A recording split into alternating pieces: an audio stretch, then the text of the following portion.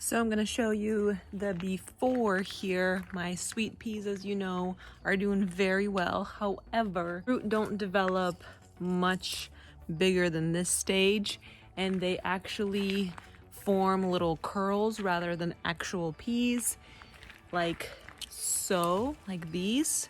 And you can't really eat them. They're very hard, not very tasty. So to get rid of this monstrosity, I'm gonna need to chop it off at the root so it dries out, and then pull it all out.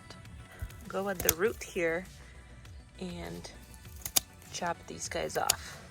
It will be dried up and dead, and I'll be able to pull it out and give it to our chickens. Okay, it's been about 5 days since I've done the cutting, and as you can see, this is nice and crispy and dry. It's time to pull this off the trellis and give it to my ladies, which are actually in the cage now because they have been roaming around my garden.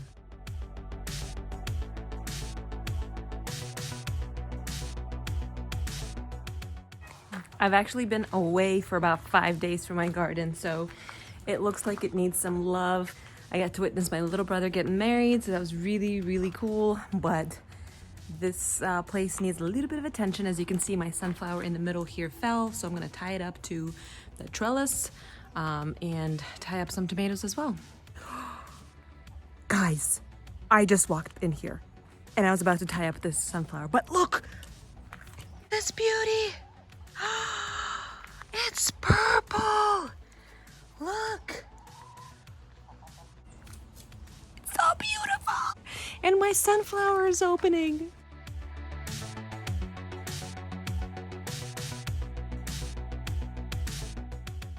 Okay, let's get to work.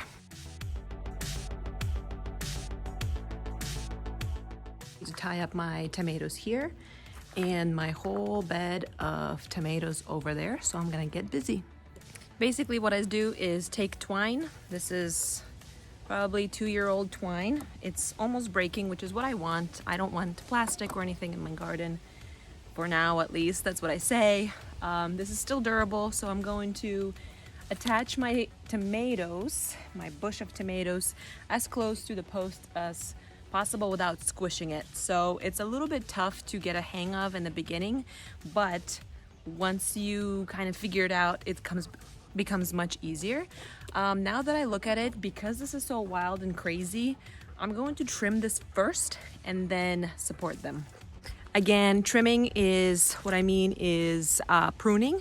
So this is not as wild as this is, because then it will be easier for me to see the main stalk. It'll be easier to see the fruit and so on and so forth. So I'm gonna get busy doing that.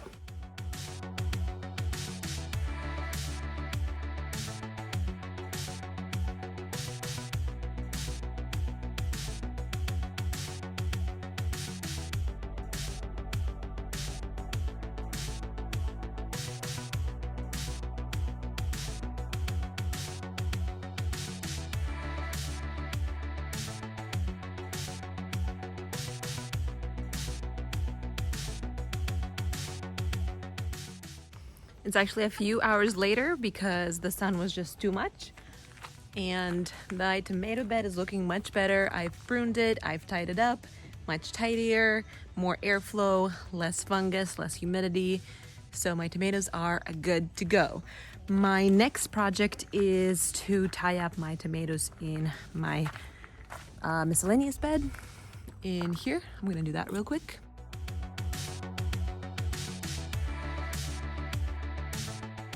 Okay, next on the list is to trim my parsley here, probably dehydrated later, but I need to trim it because it's kind of covering up my dill area.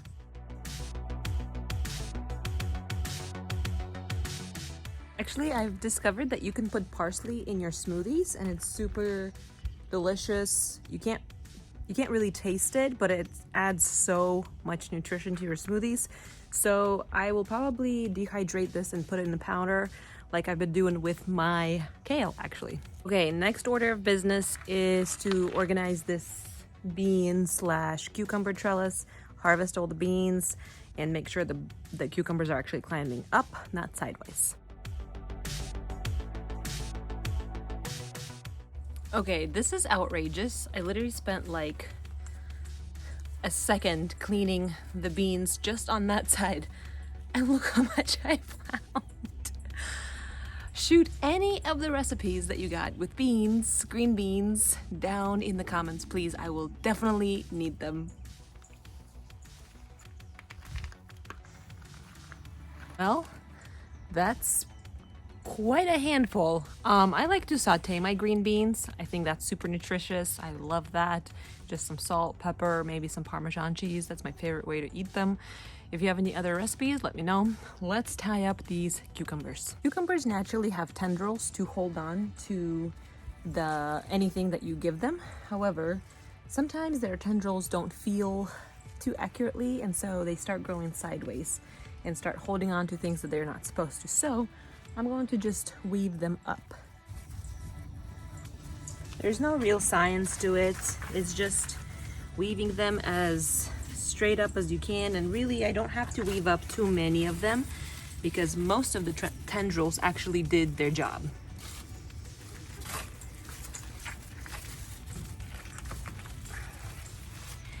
So as I found out that if you grow beans and cucumbers on the same trellis, they will compete with each other. However, I'm seeing great success both with cucumbers and beans.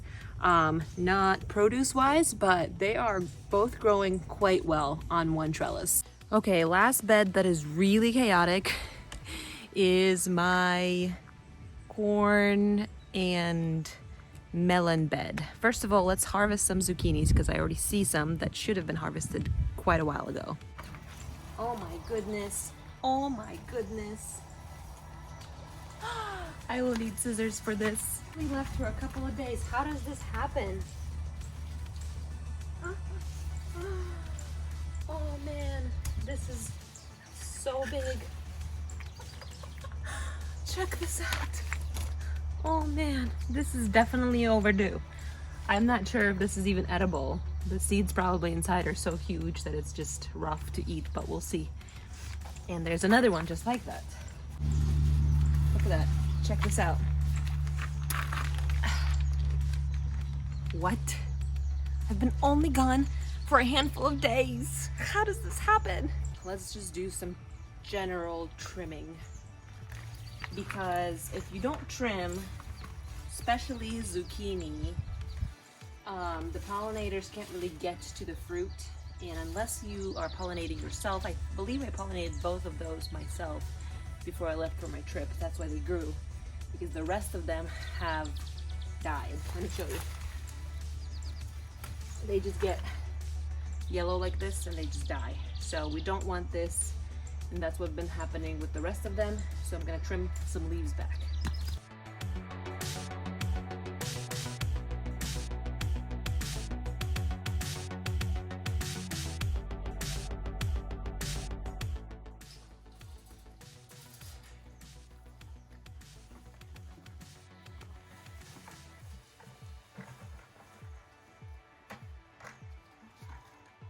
So even though my chickens are locked up, they're getting plenty of snacks, plenty of kitchen scraps and garden scraps, so they are happy and healthy. Okay, next bed that I need to really take a look at is this sunflower bed. Even though we have this giant here, most of my onions have bent over, meaning that they are ready to be harvested. Even though they didn't get as big as I wanted them to be, they're not gonna get any bigger because the necks have bent, meaning there is no energy being sent to the bulb. Some of them already rotted in the ground because I delayed harvesting them. So I'm going to try to harvest the ones that are ready. Okay, this bed is kind of a mess, but if you remember, I also sowed some corn here, and there's a few corn stalks that are coming up, so I'm going to leave them be.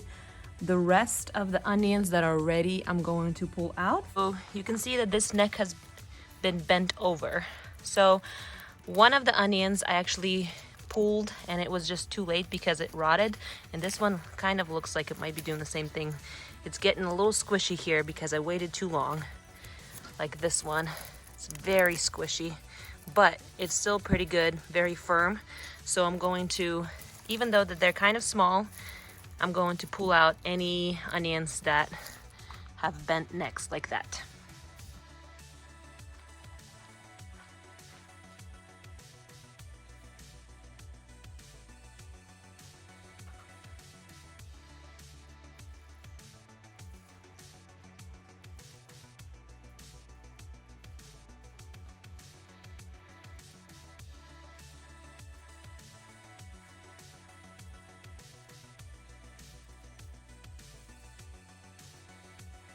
So we got, you know, quite a few bulbs. None of them are terribly big. And I left 3 to go to seed. So I'm gonna leave them be. I'm not gonna harvest them. There's a few that completely rotted. I'm gonna finish weeding these bed. Here, what you wanna do with the onions is you wanna set them out on a rack and let them dry completely. That's the best way to preserve them, to last them as long as they possibly can last. So I'm gonna do just that. Lay them out where there is plenty of airflow and have them kind of be dried out a little bit. Right, before we move on to our almost last bed, something that I forgot to mention is that my corn actually is tasseling. It's not a good thing because my corn did not develop any ears yet. They're starting to develop, but they're not there yet. For example, as you can see, this is where the pollen is, and it needs to develop only when this ear is nice and fully developed with all the hairs out. So what do you do when this is kind of out of its timing, natural timing? What I'm gonna do is save some of the pollen from here, and then later, once the ear develops and all the hair is starting to come out, I'm going to sprinkle this pollen onto it. How to do it is put it in a Ziploc bag. As if you can see, here's all the pollen. Here's plenty of pollinated things in here. And later, when the ears develop, I'm going to sprinkle this on top of the hairs, individual hairs. That's how you pollinate each kernel of corn. Also, if nobody told you, corn flowers, these things, smell so good. They smell literally like honey. So if you like that smell, you can grow it just for the smell. Also, because it has been so hot lately, my lettuce bolted. And that just literally means that it's starting to flower and it's gonna go to seed, which is fine. I'm going to go ahead and save these seeds. Same in this lettuce. You can eat it, except it's gonna be bitter, kind of disgusting, so I don't suggest you eat it. All right, and finally we are at our last bed, which is the brassica bed. All I really need to do is trim the sickly leaves, see if there's any cabbage worms that I need to hunt out of here, and maybe harvest some things.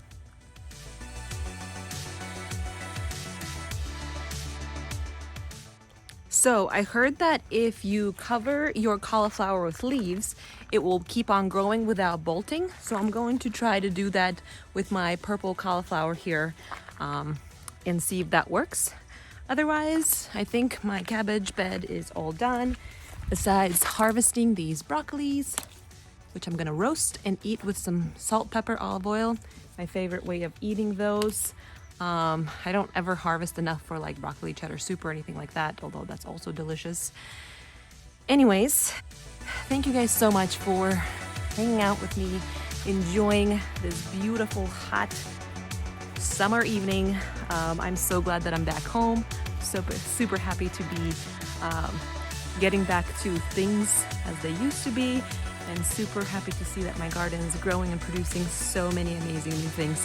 Thank you guys so much for hanging out with me, and I hope you had a great day today, and I hope I see you next time. Bye guys.